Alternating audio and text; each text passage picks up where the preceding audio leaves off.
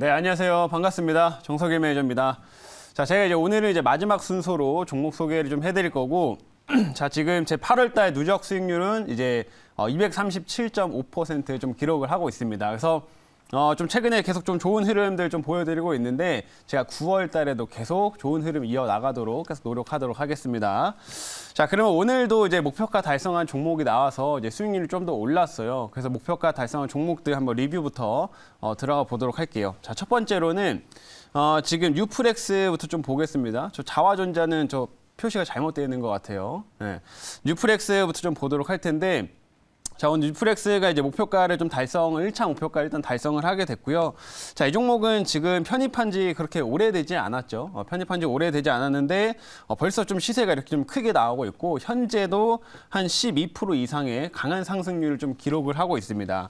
제가 이 종목을 얼마 전에 이제 편입을 하면서 말씀을 드렸던 이제 포인트들은 굉장히 좀 재료들이 여러 가지 있습니다. 일단은 폴더블 폰 관련된 모멘텀이 뉴프렉스한테 좀 있고요. 그리고 또 이 업체가 또 메타버스 관련돼서 과거에 좀 움직였던 업체이기 때문에 이런 폴더블 폰 관련된 모멘텀 혹은 또 메타버스 관련된 모멘텀 또 자율주행 관련된 부분까지 수혜를 좀 받을 수 있다라는 점을 제가 설명을 해드렸어요. 그래서 재료가 굉장히 많은 종목 중 하나였는데 이제 오늘 시세가 나온 그 대표적인 이유는 뭐였냐면 오늘 기관 쪽에서 리포트 하나가 좀 나왔습니다. 그래서 XR 그 기기 관련해가지고 또 인덱스 이제 리포트가 나오게 됐는데 우리가 애플이라든지 그다음에 이제 해외 메타, 과거 이제 페이스북이죠. 이 메타라는 기업들이 지금 어떤 이런 VR이나 뭐 AR 관련된 사업들을 꾸준하게 좀 진행을 하게 되면서 XR 기기들을 지금 같이 출시를 좀 하고 있는 상태입니다. 그래서 하반기에 애플이랑 그다음에 메타 같은 경우도 이런 기기들을 더 계속 출시를 좀 할 거기 때문에 실제로 거기에 이런 FPCB들을 공급한 업체가 뉴프렉스예요. 그래서 그 부분에 수혜를 좀 받을 수 있다는 점을 오늘 좀 리포트가 하나 나오게 되면서 큰 시세가 나타났다라고 보시면 되고요. 저는 뭐 미리 이제 편입을 해둔 상태였기 때문에 오늘 시세가 나올 때 이렇게 좀 바로 목표가 달성을 하게 됐다라는 점 말씀드리겠습니다. 근데 이제 이 종목 같은 경우는 아까도 말씀드린 것처럼 굉장히 재료들이 여러 가지 이제 폴더블 폰이라든지 뭐 자율주행 관련된 수혜까지 받을 수가 있기 때문에 충분히 뭐 추가적으로 더 지켜봐도 좋을 종목이다라고 말씀드리겠고요. 지금 이제 한번 2차 목표가까지 한번 달성 가능할지 얼마 안 남았네요. 2차 목표가 달성 가능할지 한번 보도록 하겠습니다. 거의 다 온 것 같은데. 자, 이제 두 번째로는 자화전자 보겠습니다. 자, 자화전자. 아까는 이제 수익률 표시가 잘못돼 있었고, 지금 이제 보시게 되면은 이제 이 종목도 이제 크게 수익 중인 상황인데, 지금 1차는 이제 최근에 달성을 한번 했고요. 이제 2차 목표가에 좀 가까워지고 있는 뭐 그런 상태로 좀 보시면 됩니다. 근데 이제 오늘 자화전자도 시세가 작지 않죠? 한 7% 이상, 8% 이제 이렇게 상승률이 나오고 있는 상황인데, 제가 자화전자는 이제 애플, 아이폰 모멘텀으로 이제 편입을 했습니다. 그래서 딱 제가 이제 아이폰 출시되기 전에 이 기대감이 살아나는 시점일 때 이 종목을 봐야 된다라고 말씀을 해드렸고, 지금 이제 아이폰 출시가 얼마 남지 않은 상태예요. 이번에 9월 7일 날 발표가 되기 때문에 우리나라 시간으로 하게 되면 9월 8일 새벽 2시에 발표가 됩니다. 그래서 그 전까지 이런 애플 관련된 기대치들 계속 반영될 수 있다는 점 참고하시면 되고요. 실제로 오히려 출시 날 이후로는 오히려 주가가 좀 빠질 수 있다는 점을 좀 참고하셔가지고 이 종목을 대응을 하시면 좋을 것 같습니다. 그래서 제가 얘기 드렸던 애플 쪽 모멘텀이 잘 붙어서 충분히 좋은 상승률 나타나고 있다는 점 말씀드리도록 하겠습니다. 자, 그래서 이렇게 한번 두 종목 리뷰를 좀 도와드렸고요.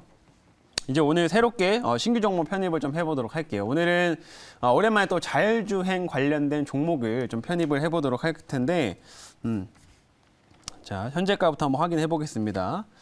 자, 지금 현재가는 12,900원이고요. 종목명은 모트렉스입니다. 모트렉스.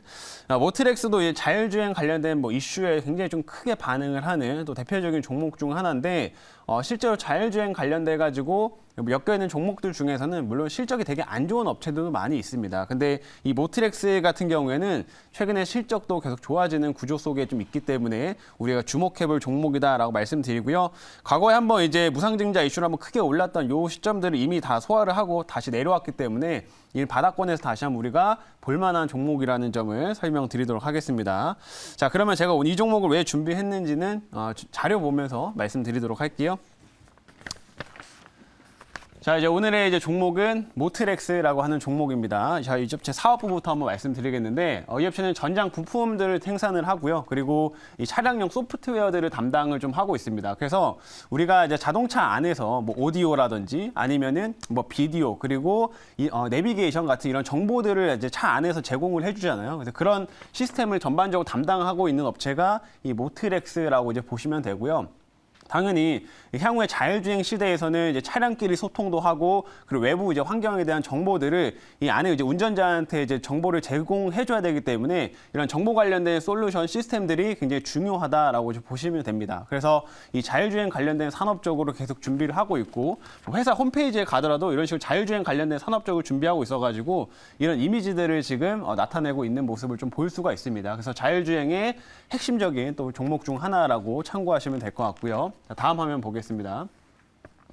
자, 다음은 자율주행 관련돼가지고 최근에 현대차 쪽에서 이런 얘기가 이제 나왔죠. 자율주행이 지금 기술적으로 조금 이제 진보를 좀 더 했다. 그래서 현대차도 지금 글로벌 업체랑 기술 격차가 이제 1년 차이밖에 안 난다. 이런 식의 기사들이 얼마 나오게 됐습니다. 그래서 현대차에서도 지금 이런 식의 자율주행 산업들을 계속 준비하고 있다라고 이제 보시면 되는데 이번에 이제 현대차가 지금 기술적으로 이번에 좀 발전했다라고 하면서 얘기하고 있는 게 지금 자율주행 레벨 3입니다. 자율주행 레벨 3 같은 경우에는 비상시에만 운전자가 개입을 하는 방식이에요. 그냥 혼자 가다가 비상사건 뭐 어떤 상황이 나타나게 되면 그때 이제 운전자가 개입을 하게 되는 이제 그런 방식이라고 보시면 되는데 이런 지금 자율주행 레벨 3가 이제 현대차에서도 곧 탑재가 됩니다. 연말에 출시되는 G90을 시작으로 해가지고 레벨 3가 이제 본격적으로 탑재가 될 거고요. 그 내년에 출시되는 뭐 EV9이라든지 이런 차량들의 이제 이런 자율주행 시스템들을 좀 공식적으로 이제 더 탑재를 좀 할 거기 때문에 이 현대차의 성장성을 좀 바라보면서 관련된 종목들 우리가 체크를 해야 된다. 이렇게 설명드리겠습니다. 그래서 모트렉스도 이 현대차 부분에 수혜를 좀 같이 받을 수가 있기 때문에 우리가 주목하자라고 말씀드리겠고요. 자, 다음 화면 보겠습니다.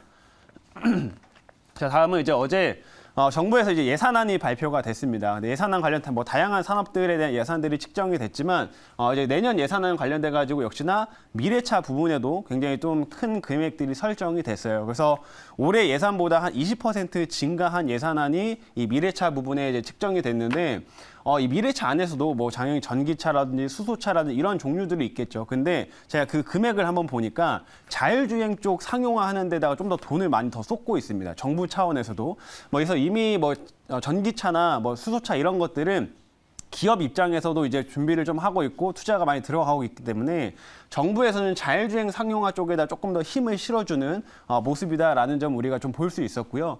이런 것들 기반으로 해가지고 자율주행 관련된 시스템들 뭐 지금 막혀있는 뭐 규제나 이런 것들이 하나씩 계속 풀리게 될 거기 때문에 역시가 자율주행 성장에 대한 기대치를 우리가 좀 계속 가져가야 된다 이렇게 설명드리도록 하겠습니다. 그래서 이 정부 차원에서도 자율주행 쪽은 좀 지지를 하고 있다라는 부분 좀 참고하시면 되겠고 마지막 화면 이제 보겠습니다.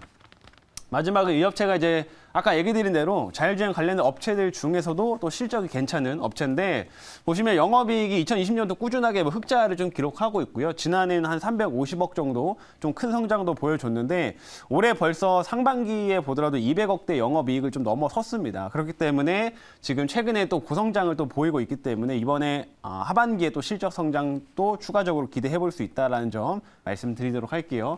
자, 여기까지 이제 말씀드렸고요. 질문 한번 받아보도록 하겠습니다. 네, 제가 질문드리겠습니다. 네. 제가 질문드리겠습니다. 지금 이 회사를 지금 시가총액을 보니까 그 3,160억대에서 왔다 갔다 지금 하고 있어요. 네. 그래서 지금 작년 같은 경우는 매출액이 4,367억을 기록했었고 영업이익이 353억. 올해 같은 경우도 보니까 작년보다 추이가 더 상반기를 보면은 더 나아질 것으로 이제 생각이 되는데. 그렇죠. 지금 같은 경우는 이제 그렇지만 지금 같은 경우는 이제 우리 그 경제 국면 자체가 이렇게 계속해서 확장되는 국면이 아니라 축소되는 그런 국면이기 때문에 네. 그런 국면에서는 이제 무엇보다 중요한 게 실적 데이터가 이제 찍혀서 나오는 게 그런 기업들이 리스크가 더 적지 않을까라고 그렇죠, 생각해 그렇죠. 보는데요. 그러면 이제 그 이 회사가 올해 상반기가 상당히 우수했는데 하반기로 갈수록 실적 추이는 더 양호할런지 그런 부분이 궁금합니다. 일단은 뭐 그거에 좀 더 이제 추가적인 설명을 드리면 이번에 지금 2분기에 공개된 실적이 이 업체의 분기 사상 최대 실적이 나오게 됐습니다. 근데 이런 식으로 실적이 좋게 나왔던 이유가 뭐 기본적으로 이제 좀 자율주행 관련된 시스템들을 더욱더 좀 확대하고 있다 보니까 마진이 많이 남는 사업들을 더 늘려가고 있다 이렇게 보시면 됩니다. 그래서 더 고부가 가치의 사업들을 지금 계속하고 있는 상태이기 때문에 역시 좀 수익성은 앞으로도 계속 좋아질 수밖에 없다라고 보시면 되겠고 그리고 또 1분기 때 이 업체 이제 실적이 조금 안 좋았던 상태였는데 그 이유는 이제 차량용 반도체가 좀 부족하고 이래서 차량용 쪽에 문제가 좀 있었잖아요. 그래서 그런 부분들이 차츰 하반기로 갈수록 계속 해소가 되고 있기 때문에 하반기 실적은 너무나 긍정적이다. 이렇게 답변 드리도록 하겠습니다. 자, 그럼 이제 가격 전략 설명드릴게요. 1차 목표가는요. 제가 일단 14,000원 잡아보도록 하겠고요. 2차 목표가는 15,500원, 그리고 손절가는 1,400원 제시하도록 하겠습니다.